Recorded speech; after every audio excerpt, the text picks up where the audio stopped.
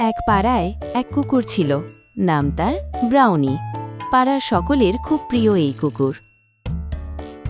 একদিন পাড়ার সবাই ঠিক করল তাদের প্রিয় কুকুর ব্রাউনির জন্মদিন পালন করবে। সেই মতো শুরু হয়ে গেল তোড়জোড়। পাড়ার সকলে মিলে প্রিয় কুকুরের জন্মদিনে কেক বানাল, টুপি তৈরি করল, উপহার দিল ব্রাউনিকে। জন্মদিনে কিছু না বুঝলেও দৌড়াদৌড়ি করল পাড়ার প্রিয় এই কুকুর। বোঝাতে চায় খুব আনন্দ পেয়েছে সে। প্রিয় কুকুরের জন্মদিনে পাড়া সবাই হাসে, ব্রাউনির সঙ্গে ছবি তোলে। দিনটা হয়ে ওঠে হাসি আনন্দের।